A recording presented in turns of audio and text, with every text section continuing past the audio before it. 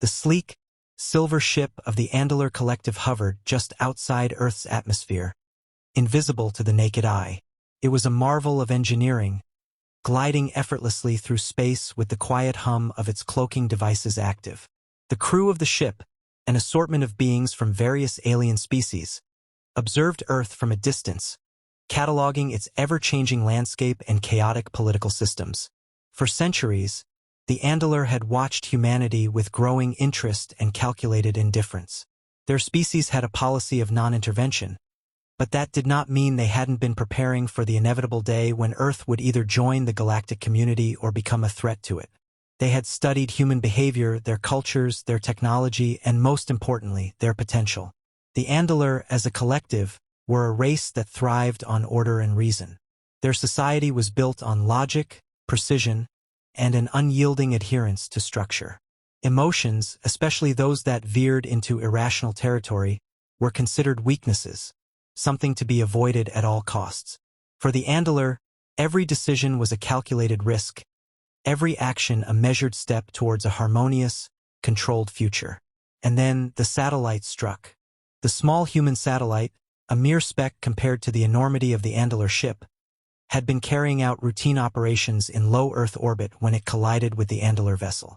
The impact, though minor in appearance, was enough to disrupt the ship's cloaking technology, sending a cascade of alarms throughout the alien ship's control room. What was that? A voice echoed in the dimly lit room of the ship's command center, its calm tone betraying the rising concern within the ranks of the crew. One of the Andaluar technicians, an angular figure with translucent skin that shimmered in the low light, quickly examined the data. Cloaking malfunction detected. Foreign object in proximity. Impact with satellite confirmed. For the first time in centuries, the Andaluar had been discovered. They could no longer remain hidden in their observation of Earth.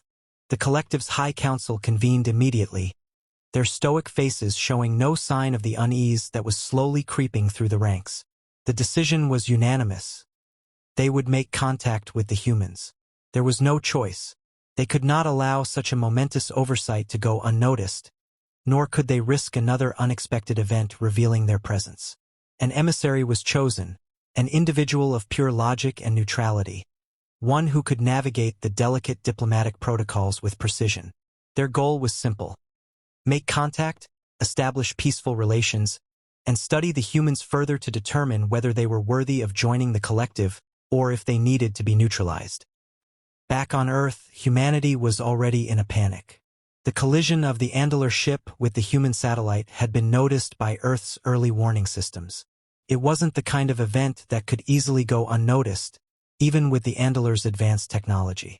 In a matter of hours, military experts were already analyzing the situation, and the United Nations convened an emergency session to address what they assumed was a potential threat. All eyes were on the sky, on the silver dot hovering above, waiting for some sign, some movement that could signal an attack. Inside a military command center in Washington, D.C., General Catherine Hall stood before a massive screen, watching as analysts ran through simulations. Her face, usually calm and composed, showed signs of strain as she processed the information. A highly advanced ship, unknown in origin, had just been detected, and the world had no idea who or what was behind it. General, a voice interrupted her thoughts. It was Colonel Thompson, a senior officer who had been working tirelessly on the situation. We've just received an encrypted transmission. A signal. It's in a language we can't decipher, but it's definitely not a natural phenomenon. Hall's heart skipped. What do we know about them? Not much, just that they're not from here. The signal. It's coming from the ship itself. Send a response. See what we can get. Hall's mind raced, trying to anticipate the next move. There were too many variables, and Earth's defenses were too primitive compared to this alien ship. Her thoughts were interrupted by the sharp buzz of her communicator. General, the voice on the other end crackled. There's a small group of civilians who claim to have made contact. They're saying that an alien emissary wants to speak with us directly. Hall's gaze hardened. Put them through. Moments later, a figure appeared on the massive screen. A humanoid being, with skin that shimmered faintly like polished glass, a face devoid of emotion, and eyes that were too large and too alien to be comforting. "Greetings," the figure said, its voice oddly musical yet devoid of warmth. "I am a representative of the Andalar Collective. We have been observing your species for some time. We request your cooperation in establishing peaceful relations." The message was clear, but Hall's instincts screamed something was off. There was a strange confidence in the alien's words, a hint of calculation. It was the first time she had heard a being speak so calmly, so methodically, about humanity. "Who are you? And what do you want with us?" she demanded, her voice steady but carrying the weight of an entire planet's fear. The Andalar emissary remained silent for a moment, as though processing her words. "We wish to understand you. Your species is unique." Back aboard the Andalar ship, the emissary's words were met with quiet deliberation. The collective's leadership remained calm, but their internal dialogue was anything but. One of the senior scientists on the ship, a being with elongated features and multifaceted eyes, turned to the council. "We are dealing with a species that cannot be fully understood by logic alone.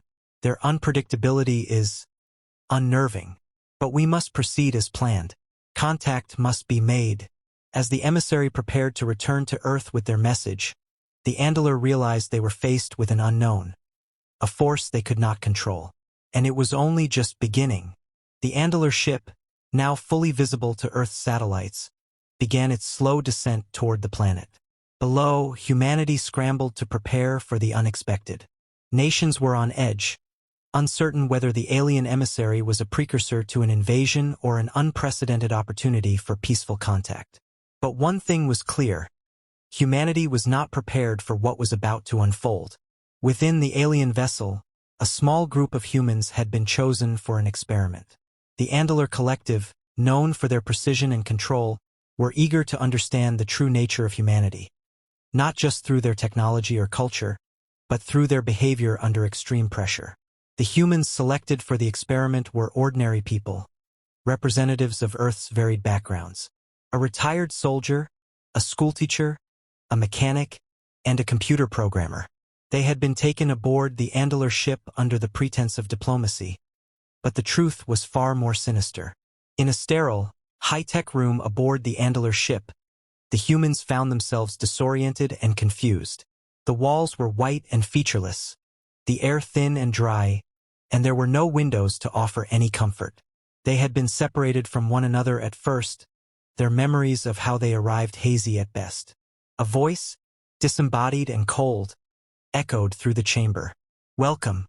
You are here to participate in a test. Do not attempt to resist, as resistance will only prolong your suffering. You will be observed. Your actions will determine your future." The voice went silent, leaving the humans alone in their stark environment. The retired soldier, Michael, a burly man with a grizzled face and an air of quiet authority, was the first to speak. "Don't panic," he said, his tone calm despite the fear creeping into his chest. "We'll figure this out. Just stick together." The schoolteacher, Lucy, a middle-aged woman with an empathetic smile, nodded, trying to keep her anxiety in check. "How are we supposed to not resist when we don't even know what we're dealing with?" The mechanic, Tom, a wiry man with grease-streaked hands, began pacing, his mind already racing through possibilities. "We need to stay alert. If they're testing us, we can turn the tables. I've worked on worse simulations than this."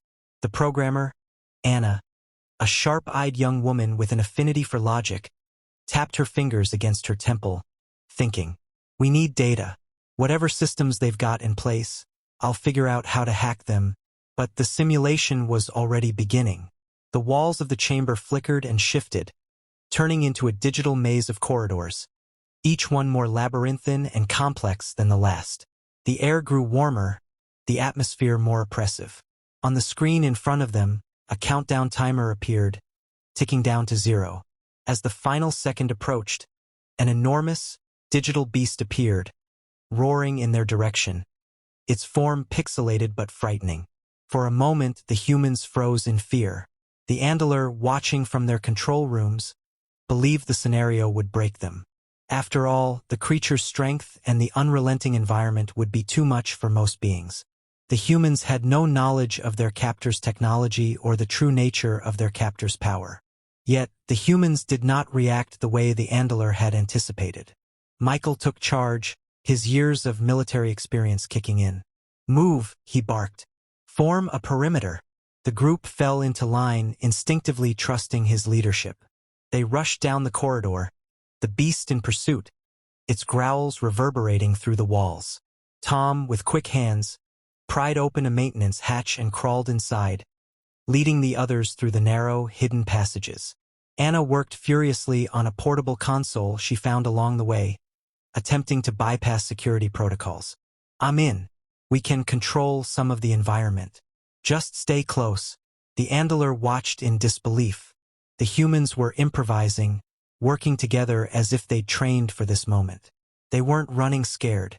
They were adapting, overcoming the very challenge the Andalur had designed to break them. As the hours passed, the challenges grew more difficult. The room transformed again and again, throwing the humans into extreme conditions. Freezing temperatures, simulated natural disasters, and threats designed to isolate and fracture them. But with every obstacle, they grew more resolute. Lucy, the teacher, kept morale high, comforting and guiding the others through moments of doubt. She constantly reminded them, "We can beat this. Together." By the time the Andalur observers began to notice, the humans had already turned the tables. They weren't just surviving, they were thriving in the chaos. Anna had already hacked the ship systems enough to prevent most of the hazards from reaching lethal levels, and Michael had begun to study the patterns of the simulated beasts, finding weaknesses in their attacks.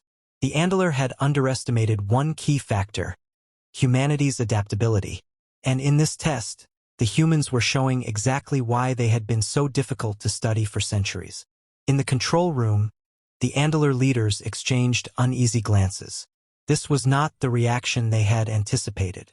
They had believed that humanity would falter, broken by fear, too unstructured, too chaotic to handle their carefully designed trials. Instead, they were witnessing something else entirely. Humans were not just surviving, they were becoming more dangerous with every challenge thrown at them. The aliens were beginning to realize that humanity's greatest strength was not their technology, but their refusal to give up. And this, more than anything, frightened them. The Andalur collective watched with increasing unease as the humans not only endured their elaborate simulations but began to manipulate them. The control room was filled with silent tension as the aliens monitored the humans' progress. Their superior technology, their carefully designed trials, and their cold, logical approach to challenges had all been meant to break the humans down. Instead, they were thriving.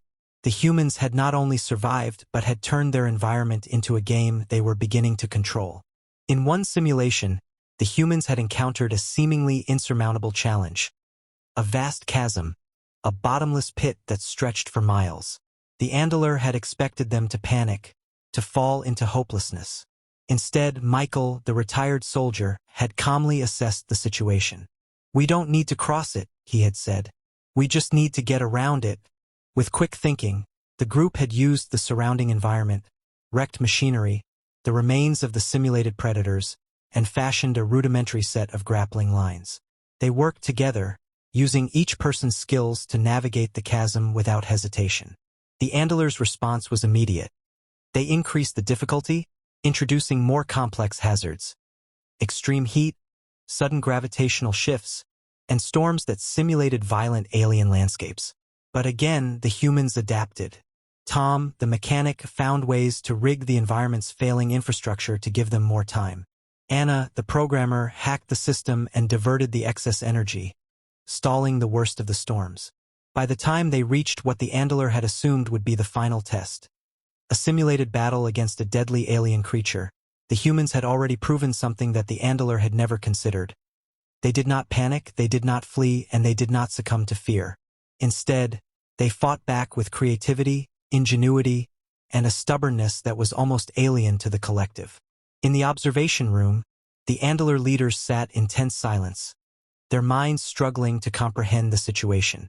"They are unpredictable," said one of the scientists, a tall figure with eyes that reflected only the light of their ship's sterile corridors. They don't operate like any species we've encountered. They don't break down under pressure. They fight through it. They refuse to lose. Another of the leaders, a being known for its unshakable logic, turned to the display where the humans were currently battling the simulated creature. What is it that makes them so resilient? They are not the strongest nor the most technologically advanced. Yet their ability to adapt, to think outside the parameters of what we've set, it's more dangerous than we anticipated. They fear nothing, another leader said quietly. Their spirit, this is what I don't understand. The concept of fear is foreign to them. They embrace the challenge, no matter how impossible. It's as if their instinct is to push forward, no matter the cost. That's not logical. The words echoed in the chamber, and for the first time in centuries, the Andalur felt something akin to fear.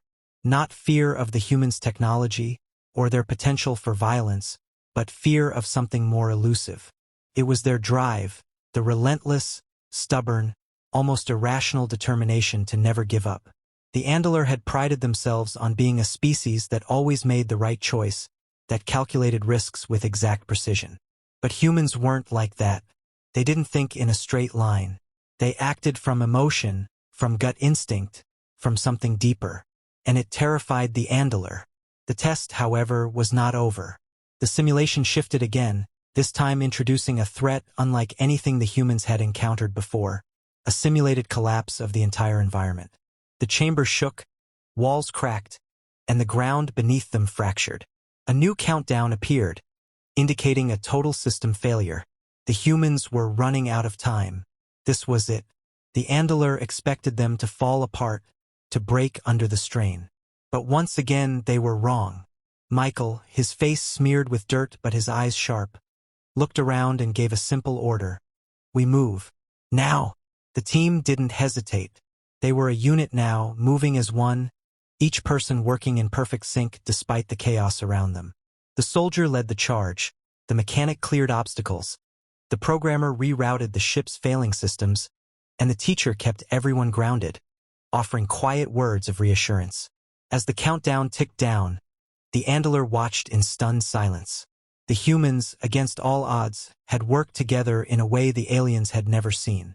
No one faltered. No one gave up. They were too determined to fail. And that's when the realization struck the Andalur with full force. The thing they feared most wasn't their weapons or their technology or their power. It was their unpredictability, the fact that humanity would never stop fighting, never stop struggling, no matter what was thrown at them. In the end, it wasn't the test that the Andalur had designed that mattered. It was the human factor, the untamable force of human spirit, that would prove to be their undoing. The humans had done the impossible. They had survived every simulation, adapted to every challenge, and now, as the Andalur ship began to tremble from the stress of the ongoing tests, they stood in the heart of the alien vessel, undefeated, unbroken. Inside the control room, the Andalur leaders had assembled in an emergency session. Their faces, usually unreadable, were now marked with the unmistakable signs of fear. The humans had not only passed every test, they had redefined what it meant to fight against the odds. The collective's logic had failed to predict them, their control systems had failed to break them. And now they had no idea what to do next. The humans have exceeded every expectation, said one of the senior scientists, his voice shaking ever so slightly. We cannot contain them. They are too unpredictable. Another leader, an elder with translucent skin, stood up and addressed the group. They have no fear. They don't understand the concept of surrender. This is the one thing we feared most, what we cannot control. We must neutralize them. But one of the younger leaders, a being known for its meticulous analysis, raised a hand. To neutralize them is to risk provoking something far worse. We do not know what they are capable of. If we push them too far, they may fight back in ways we cannot anticipate. The room fell silent as the gravity of the situation settled in. The Andalur had never faced a species like humanity. Other species they had encountered were logical, predictable, governed by reason. But the humans, they thrived on chaos. They embraced adversity, and when faced with insurmountable odds, they dug in and fought with everything they had. Back in the heart of the ship, the humans had now realized the truth of their situation. They had been tested, studied, and manipulated, but they had not broken. Instead, they had worked together, using their differences to their advantage, relying on their instincts, their creativity, and their shared determination. "We need to get out of here," Michael said, his voice low but urgent. He had been the one to keep everyone focused throughout the tests, but now the time had come to take action. "We're not just surviving anymore. We're fighting back." Anna, the programmer, was already working on hacking the ship systems. "I'm in," she said, her fingers flying over the console. "I've got control of their navigation systems. We can override their command center and take the ship." Tom, the mechanic, grabbed a toolkit from a nearby compartment, his hands steady despite the urgency. "I can help with the power systems. We'll need to reroute everything. Give ourselves the edge." Lucy, the teacher, paced quietly, her eyes scanning the control room. "We can't just fight our way out. We need to outthink them, use their own systems against them." The plan was set. They would hijack the ship's control systems, turn its weapons back on the Andaluar, and broadcast a message to Earth. The aliens needed to understand that humanity was not a species to be manipulated, tested, or controlled. They were a force to be reckoned with. As the humans moved through the corridors, bypassing guards and alien surveillance systems, the Andaluar Collective finally realized their mistake. They had underestimated humanity, misjudging the one thing that made them unique. It was not their technology or their strength. It was their heart, their unyielding will to survive, to fight for what was theirs, no matter the cost. When the humans finally reached the central control room, Anna's fingers were already on the final sequence. "We're ready," she said, her voice steady. Michael nodded. "Let's show them what happens when you back a human into a corner." The Andaluar had no way of knowing what hit them. The ship's weapon systems activated, the controls falling under human command. A single transmission was sent out, an unmistakable message to Earth. "We are human, and we do not surrender." As the Andaluar ship began to descend back to Earth, the leadership of the collective stood frozen in the heart of their command center. They had failed, not because of their technology, not because of their power, but because they had never considered what it meant to face a species that would never give up. The humans had won, not through overwhelming force or superior intellect, but through the one thing the Andaluar feared more than anything: the human spirit.